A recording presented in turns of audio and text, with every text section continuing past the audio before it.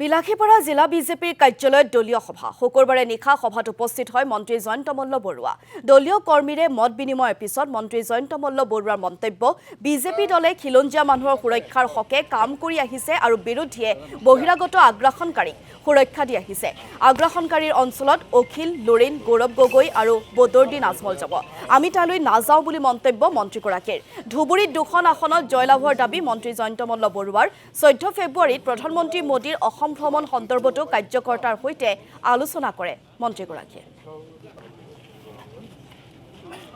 মই বিলাসীপাৰালৈ আহিছিলোঁ আৰু আপোনালোকে জানে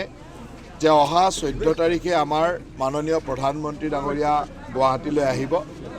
আৰু সিদিনাখনেই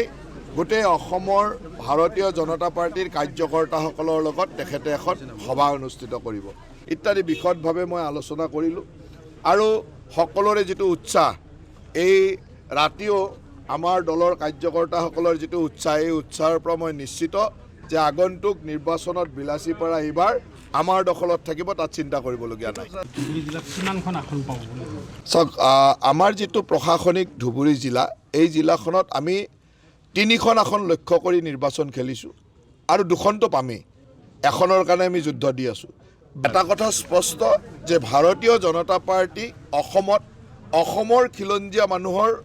সুৰক্ষাৰ কাৰণে কাম কৰিছে অসমৰ জাতি জনগোষ্ঠী আৰু প্ৰতিজন খিলঞ্জীয়া মানুহৰ কাৰণে কাম কৰিছে ইয়াত আগ্ৰাসনকাৰীৰ বিৰুদ্ধে কাম কৰিছে গতিকে ইয়াত সেইটো আমাৰ লক্ষ্য হ'ল যে আমাৰ ইয়াত থকা প্ৰতিজন খিলঞ্জীয়া মানুহ প্ৰতিটো জনগোষ্ঠী সুৰক্ষিত হ'ব লাগিব তাৰ কাৰণে আমাৰ দলে কাম কৰিছে আমাৰ চৰকাৰে কাম কৰিছে অখিল গগৈ য'ত মিটিং কৰে সেইবিলাক মানুহকেইজন গুণ সি আমাক আগ্ৰাসন কৰা মানুহকেইটা এইটো তাতে মিটিং চবেই কৰে অখিল গগৈ কৰে লুৰিন গগৈও কৰে গৌৰৱ গগৈও কৰে বদৰুদ্দিন আজমলেও কৰে চবেই তাতে মিটিং কৰে আমাৰ জেগাত কোনো মিটিং নকৰে নহয় আমাৰ যি জেগা আমিয়ে মিটিং কৰোঁ